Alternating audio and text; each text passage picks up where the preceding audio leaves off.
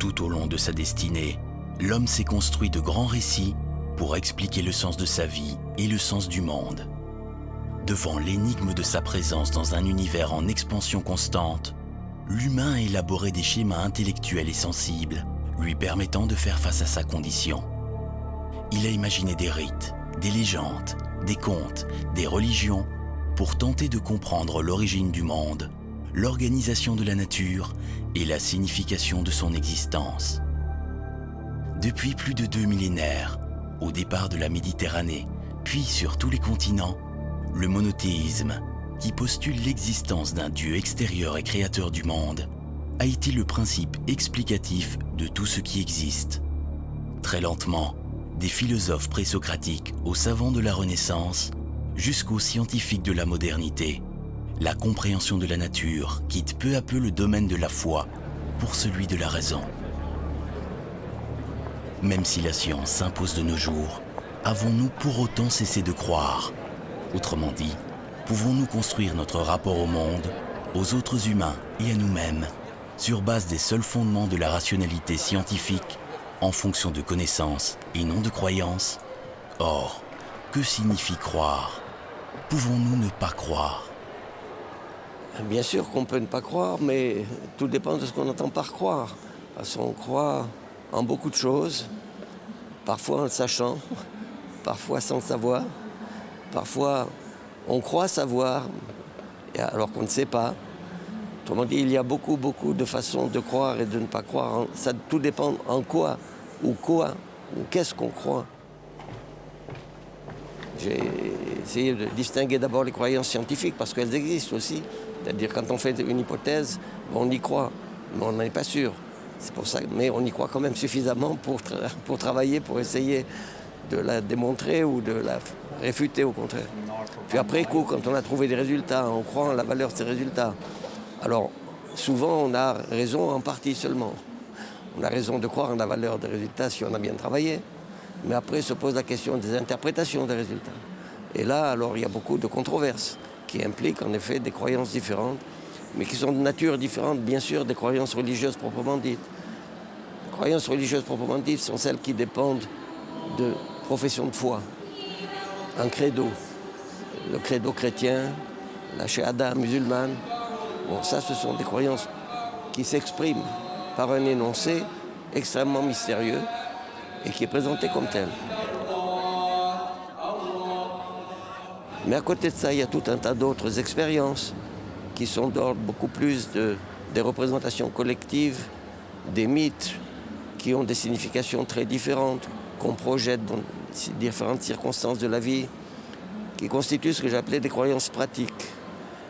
Et puis il y a aussi des expériences qu'on appelle mystiques, mais qui en réalité sont très souvent corrélées avec des modifications des états de conscience, soit spontanées, soit produites par des produits en effet psychoactifs, et qu'on trouve dans toutes les civilisations, mais qui s'expriment après dans ce qu'on appelait les mots de la tribu, c'est-à-dire chaque groupe, en fonction de sa langue, en fonction de sa culture, va interpréter ces expériences de façon différente.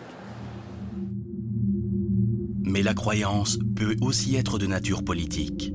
Sans esprit critique, elle peut se construire dans ses retranchements ultimes au racisme, au nationalisme, au totalitarisme. L'histoire regorge de barbarie fondée sur la logique d'une idée fixe, tenue pour absolument certaine, quant à la meilleure organisation de la cité.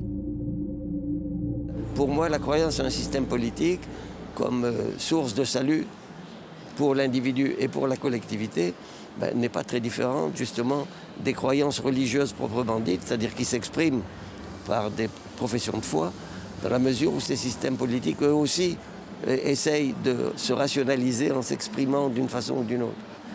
Et c'est le même danger, c'est le danger du fanatisme. La croyance est multiple, en regard de l'histoire personnelle et de la subjectivité de chacun. Elle nous est essentielle dans la vie de tous les jours. Si nous devions passer au crible des critères de l'expérience scientifique, chacune de nos pensées, chacune de nos actions, nous ne pourrions pas vivre au quotidien. Nous serions paralysés.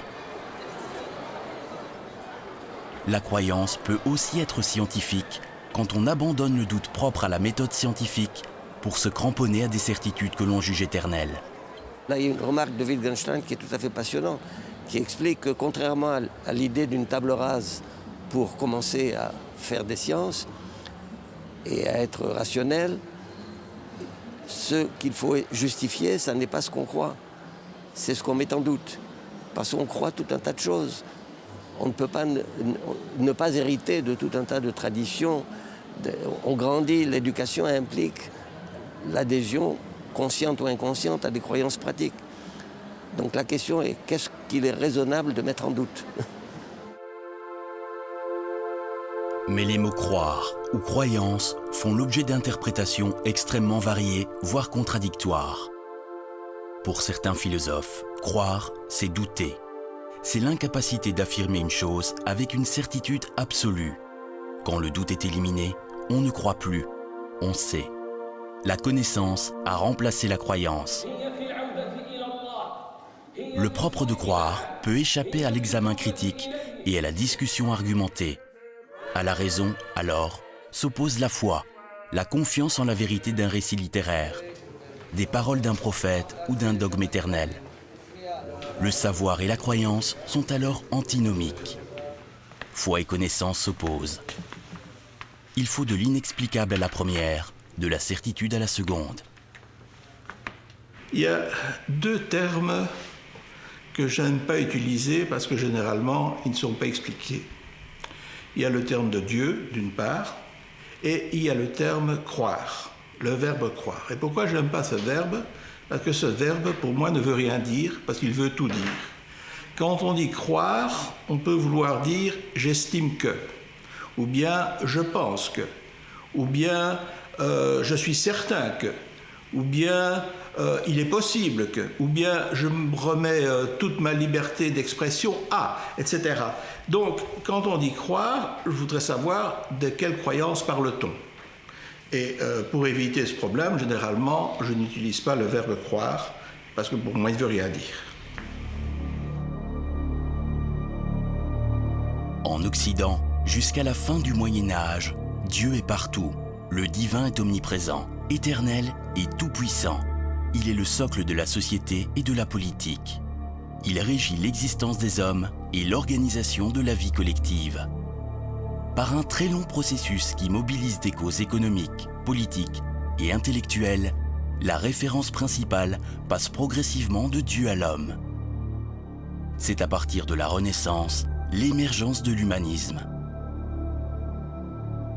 Un de ces moments clés est la révolution scientifique introduite au XVIe et XVIIe siècle par des savants comme Bacon, Galilée, Copernic et Kepler. Ainsi, l'héliocentrisme, selon lequel c'est la Terre qui tourne autour du Soleil et non l'inverse, comme l'a cru l'Église pendant des siècles, ruine le cadre de référence dominant.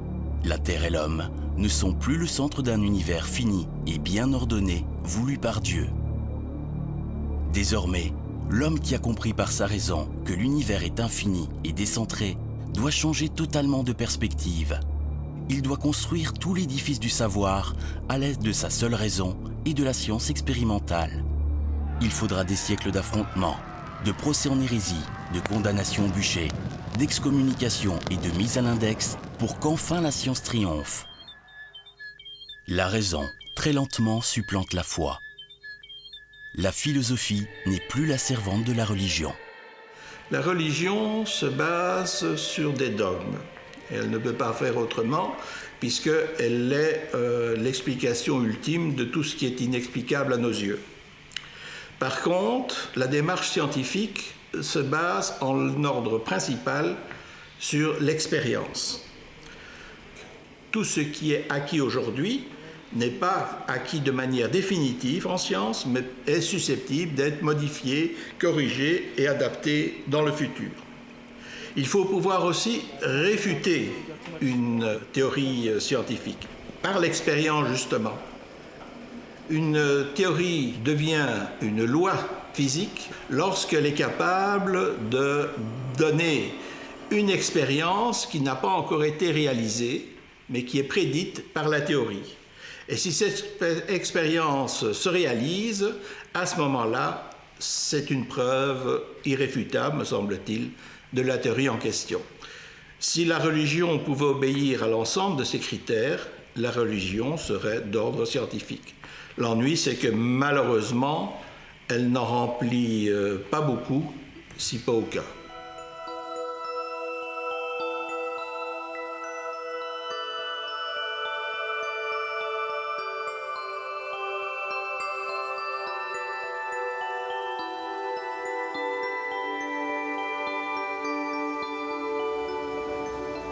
L'expérience, le raisonnement, l'hypothèse vérifiée empiriquement prennent le pas sur la confiance, sur la fidélité en la parole de Dieu. Le siècle des Lumières en sera le témoin éclatant. La lumière venant aux humains non par la croyance, mais par la connaissance. À partir de la révolution scientifique moderne, ce ne sont plus les textes sacrés qui disent la vérité sur le monde. Ce sont les mathématiques, la physique, l'astronomie, la biologie qui composent les outils privilégiés pour accéder à la compréhension du réel. Le livre du monde est écrit en langage mathématique.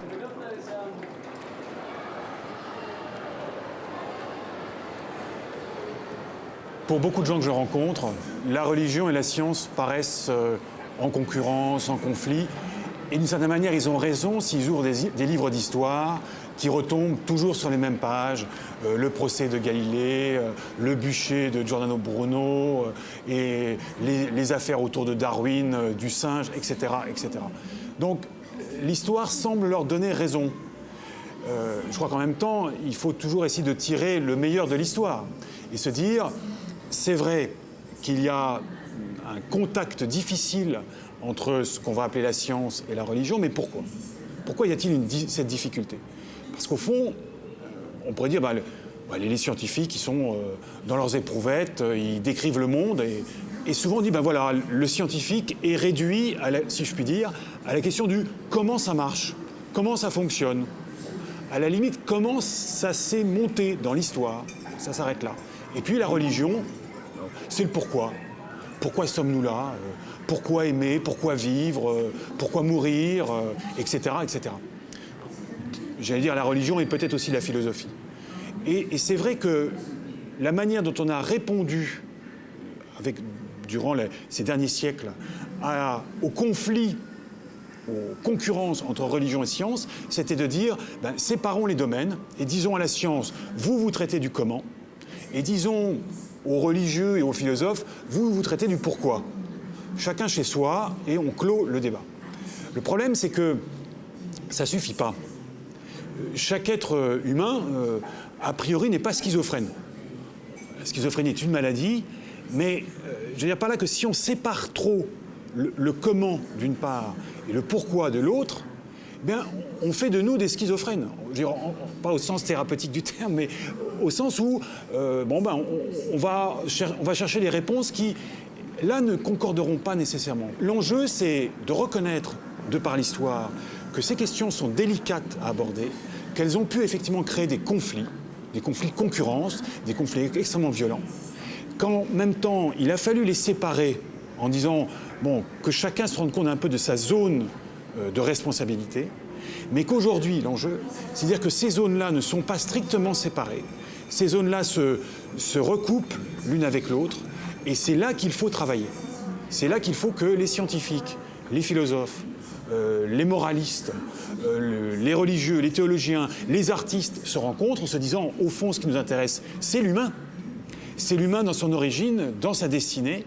Et cela on va trouver des réponses à nos questions en termes de pourquoi, en termes de comment, mais il faut que ces réponses soient uniques. Moi, je n'ai pas la réponse, évidemment. Sinon, je serais prix Nobel, s'il existait un prix Nobel là-dessus. Mais je suis persuadé qu'il faut absolument, se mobiliser ensemble pour tâcher de répondre aux questions que tout humain se pose. Il faut séparer radicalement la démarche scientifique de l'approche théologique. Pour gagner en autonomie et en lucidité, l'humain devrait se méfier de ses convictions les plus intimes et les confronter systématiquement à l'expérience.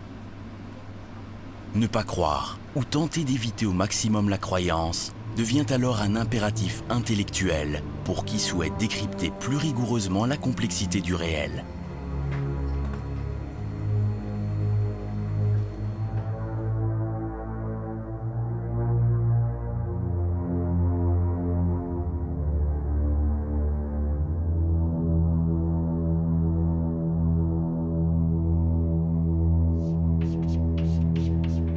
Il me semble qu'on doit ne pas croire. C'est-à-dire il devrait y avoir une éthique qui nous pousserait à refuser d'adhérer à des propositions factuelles, je dis bien factuelles, pour laquelle il n'y a pas de base empirique suffisante. Y compris en science, d'ailleurs. Vous pouvez douter de propositions scientifiques qui ne sont pas, à mon avis, ou à votre avis, suffisamment établies. Donc je pense qu'on a un devoir de ne pas croire. C'est pas qu'on peut ne pas croire, on devrait ne pas croire pour bien faire. Maintenant, beaucoup de gens croient. Maintenant, évidemment, il faut distinguer, je parle des propositions factuelles. Maintenant, évidemment, je peux avoir un espoir. Je peux avoir l'espoir que mes enfants réussissent ou arrivent ou que moi-même, ça c'est autre chose. Je peux avoir un espoir. Je peux évidemment avoir des considérations morales. Ça devient plus compliqué. Mais si on entend le mot croire, et je pense que ça recouvre les croyances religieuses, superstitieuses, etc., ou même un certain nombre de croyances politiques. Si croire, c'est accepter des propositions pour lesquelles il n'y a pas de base empirique, alors on doit ne pas croire. Faudrait-il alors, pour s'assurer de la validité de notre savoir, soumettre toute démarche de notre entendement aux critères de l'évidence scientifique? Certains savants le proposent. Cette démarche, qui tend vers des formes d'agnosticisme ou d'athéisme, n'en supprime pas pour autant la dimension spirituelle. La démarche scientifique essaye d'accepter des propositions sur la base, enfin en principe sur la base de ce qu'on appelle en anglais, c'est difficile à traduire, evidence, de données empiriques si vous voulez. S'il n'y a pas suffisamment de données empiriques ou de raisonnement logique ou de raisonnement mathématique si vous voulez pour appuyer une proposition, alors on est tenu de la rejeter en science et il me semble qu'on doit la rejeter dans tout. Je pense qu'on doit appliquer la même méthode scientifique à l'analyse de toutes les propositions factuelles, que ce soit y compris dans les sciences humaines ou que ce soit en matière... je ne sais pas, des différentes croyances qu'on appelle les pseudosciences ou les religions. Si les gens disent, par exemple, que les miracles, que la prière a de l'efficacité ou que les miracles existent, etc., on doit les étudier de la même façon qu'on étudie les propriétés des électrons ou des atomes ou des êtres vivants. Je ne vois pas pourquoi on devrait accepter une autre méthode.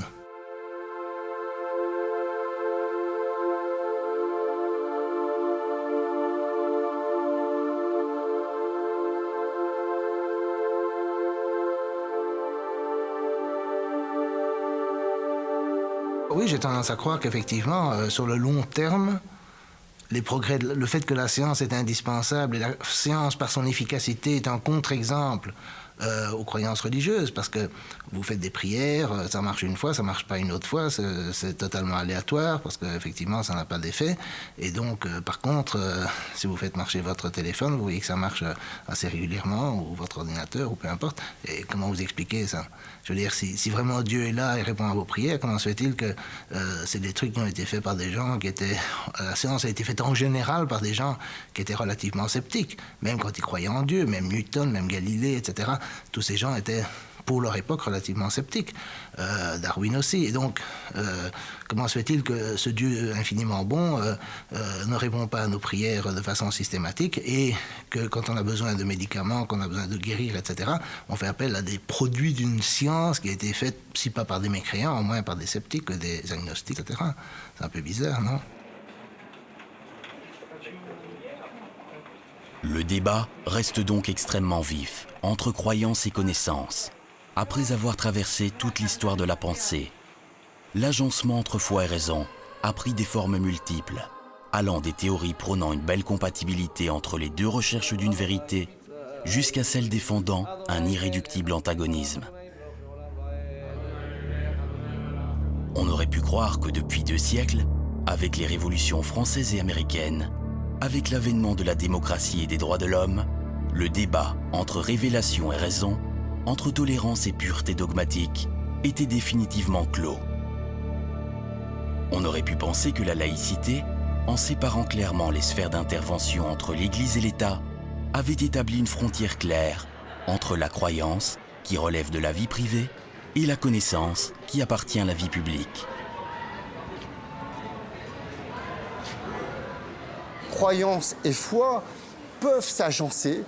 Après, vous avez une autre position qui est la position des sceptiques. Et quand on est effectivement un sceptique, on doute et on cherche à ne pas croire.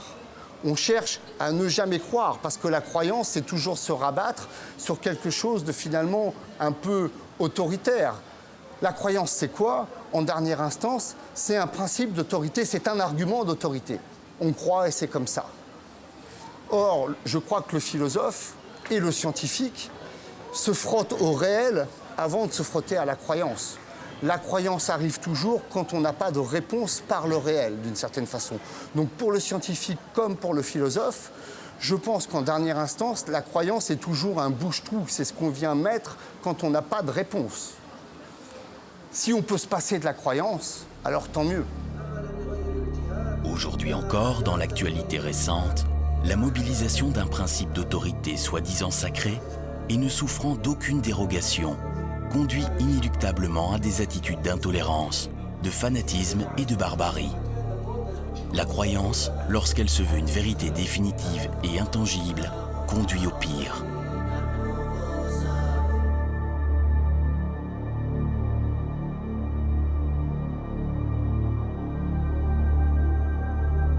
J'ai tendance à penser que le monde est suffisamment merveilleux pour qu'on n'ait pas besoin d'y croire et pour qu'on n'ait pas besoin de mystère, mais qu'on ait besoin de le vivre et d'en profiter pleinement. Alors il y a de l'incompréhension, on ne connaît pas tout. On est ici dans le cadre d'une exposition sur le cerveau. Le cerveau, c'est une boîte noire. C'est ce qui appelle justement la modélisation scientifique, les théories. La science produit de la théorie. La théorie n'est pas forcément juste, elle doit être réfutée. On travaille avec des intuitions, bien évidemment. Et d'une certaine façon, les intuitions sont une forme de croyance ou un point de départ. Mais je crois qu'il ne faut jamais se crisper ou se recroqueviller, s'arrêter sur des croyances. Ça, c'est extrêmement important. Surtout parce que les croyances, à un moment donné, et aujourd'hui, malheureusement, on en voit un triste exemple, les croyances peuvent toujours déboucher sur un principe d'autorité. On doit croire que c'est comme ça et pas autrement. Un dogme ne se discute pas. Un dogme n'est jamais rationnellement remis en cause. Un dogme, on y croit ou on n'y croit pas. Et malheureusement, les religions, à mon sens, sont toujours dogmatiques. Croyances et connaissances poursuivent leur chemin sinueux. Dessein intelligent, principe anthropique, vrai visage de Dieu, immanence radicale ou matérialisme résolu, toute la gamme des rapports complexes entre science et religion se décline. Trop souvent encore, la théologie, au nom d'une révélation suprême, condamne, exclut ou assassine. Parfois, la science et la raison, enivrées par leur propre dialectique, basculent dans un obscurantisme ravageur ou dans des espérances infondées qui débouchent sur un scientisme désincarné. Le principe essentiel doit résider dans la liberté de conscience qui nous prémunit contre tout fanatisme, contre tout nihilisme, contre tout ressentiment, contre toute haine. La laïcité postule, face au repli sur des identités fermées, face au communautarisme, aux intégrismes et au nationalisme, des valeurs universelles au genre humain. La science, la raison, la liberté, l'égalité, la fraternité, les droits de l'homme, la démocratie appartiennent au bien commun des valeurs universelles. Leur puissance est de ne pouvoir contraindre les esprits que par la seule force de leur évidence. En ce sens, la laïcité propose sans relâche l'impartialité et rejette tout argument d'autorité d'où qu'il émane. Donne un cheval à l'homme qui dit la vérité.